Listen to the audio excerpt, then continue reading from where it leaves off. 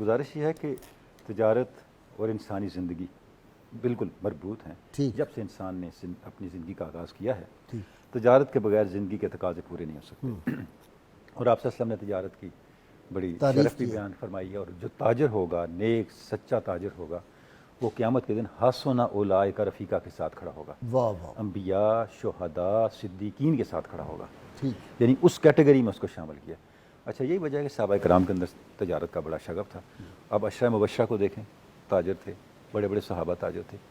لیکن اسلام نے غازی صاحب یہ کیا کہ تجارت کا جب جس طرح بقیہ ڈسپلنس کو پیوریفائی کیا، زندگی کے بقیہ شعبوں کو، تجارت کو بھی جب پیوریفائی کیا تو ون وے نہیں رکھا، بلکہ اس کے جتنے فریق ہیں سب کے حقوق کا تحفظ کیا. اور اس کے لیے اتنے جامع اصول دے دیے کہ سب سے پہلی بات یہ کہ دل کے اندر سے تجارت کرنے والے کے دل کے اندر سے تجارت کو ٹرانسپیرنسی اور امانت و دیانت کے ساتھ کرنے کا ایک داعیہ بیدار کیا، ایک ارج بیدار کی. اس کے بغیر ہو نہیں سکتا. وجہ یہ ہے کہ جو آپ کے پاس گاہک کے طور پہ شخص آتا ہے اس کا علم ہمیشہ تاجر سے کم ہوتا ہے. بالکل صحیح. لہذا تاجر جس طرح چاہے اس کو ایکسپلائٹ کر سکتا ہے. بہت اچھا. اب اس کے اس ایکسپلائٹیشن کو روکنے کا ایک ہی راستہ ہے کہ اب تاجر کے دل کے اندر یہ چیز اسٹیبلش کر دیں کہ فیئر تجارت آپ کے لیے زیادہ نفع بخش ہے. واہ.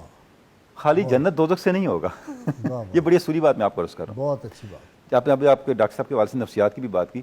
جب تاجر اندر سے کنونس ہوگا کہ بھی میں اگر فیئر رہ گیا نا تو میں زیادہ نفع میں رہوں گا، تو وہ کبھی بھی نقصان نہیں کرے گا.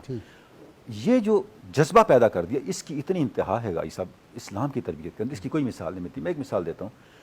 ایک بزرگ کسی اپنے دوست کی تیمارداری کے لیے گئے، اس کے پاس بیٹھے تھے، اس کی ڈیتھ ہو گئی. انہوں نے چراغ بجھا دیا.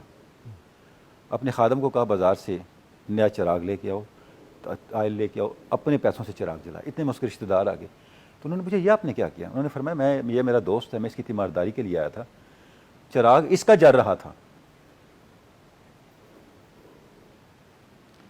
تو جس وقت اس کی ڈیتھ ہو گئی اب یہ چراغ وہ رسا کا ہے، وہ رسا یہاں موجود نہیں ہے. یعنی آپ دیکھیں کہ کس حد تک احتیاط درکار ہے. اسلام نے یہ کیا. اب جو اسلام نے غازی صاحب اصول دیے ان میں جو سب سے بنیادی اصول ہے جس کو ہمیں ازبر کر لینا چاہیے وہ یہ ہے، ہمارے پاس جو کچھ ہے یہ ہمارے پاس ایک امانت ہے، ہمارا اپنا نہیں ہے. یہ بنیادی اصول ہے. لیکن لا دولت بین الاغنیاء منکم، قرآن مجید کو دیکھیں، حدیث کو دیکھیں. اسی علامہ نے فرمایا نا، کرتا ہے دولت کو ہر آلودگی سے پاک و صاف، منعموں کو بناتا ہے دولت کا امی. اس سے بڑھ کر اور کیا فکر عمر کا انقلاب.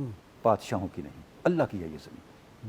جس وقت آپ کے دل میں یہ چیز اسٹیبلش ہو جاتی ہے کہ یہ جو مال و دولت آپ کے پاس ہے اللہ نے آپ کو اس پہ صرف اختیار دیا ہے، اس کی ملکیت نہیں دی. ملکیت اللہ کے پاس ہے. اب اس کے حکم کے مطابق اگر آپ نے اس میں تصرف نہ کیا، اس میں بزنس بھی آ جاتا ہے، آپ کے ذاتی آسائشوں پہ اس کو خرچ کرنا بھی آ جاتا ہے، اس کو بقیہ سوسائٹی پہ خرچ کرنا بھی آ جاتا ہے. اس کے بعد پھر ڈوز اور ڈونٹس کا آغاز ہوتا ہے.